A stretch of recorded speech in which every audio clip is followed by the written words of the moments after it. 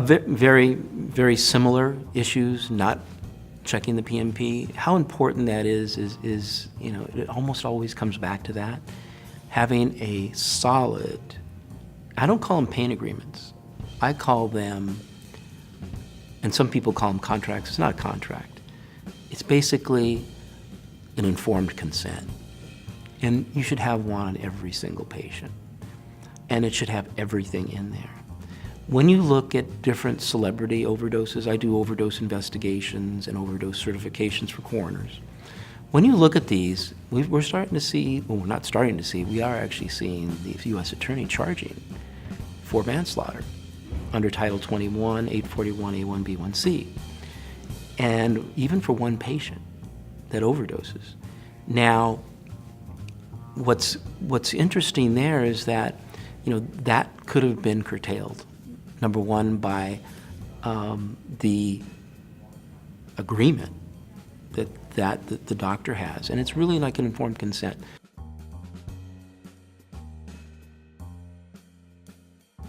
Let's take a look at two celebrities that died, within the last 5-10 years, actually 5 years or so. And they were using drugs. They were using prescription drugs. And yes, they were probably taking them on a daily basis. But the one thing that was said from witnesses was that they both had a cold. And these are two separate cases. And what do people do when they have a cold? The lay public. They get an antihistamine, right? And people do not realize how much of a depressant an antihistamine is. These are fairly potent depressants. And that was just probably the tipping edge of a drug that tipped them over the edge. And they died. And of course, since they're celebrities, everybody knows about them, everybody inquires about them. I was fortunate enough to get the information about them, working through law enforcement, and able to actually teach this. And how simple is it to just have a statement in your agreement, and this is just one little portion of the agreement, have a little statement in there, even over-the-counter medications. Consult me before you start taking them to assure your safety. And then they've met the duty to warn. Again, another little snippet of protection that they need to know about.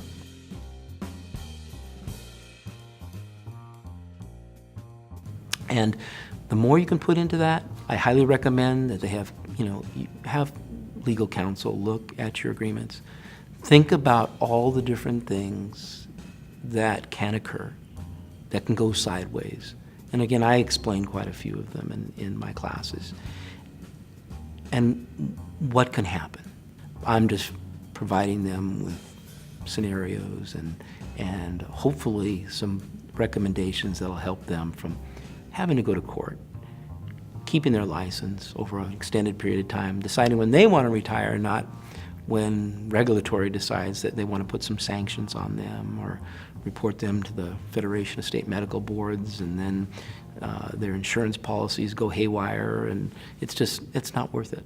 It's not worth it. And it's kind of a very interesting thing. I'm seeing, prescriptions that are huge, large amounts for acute pain for the first time.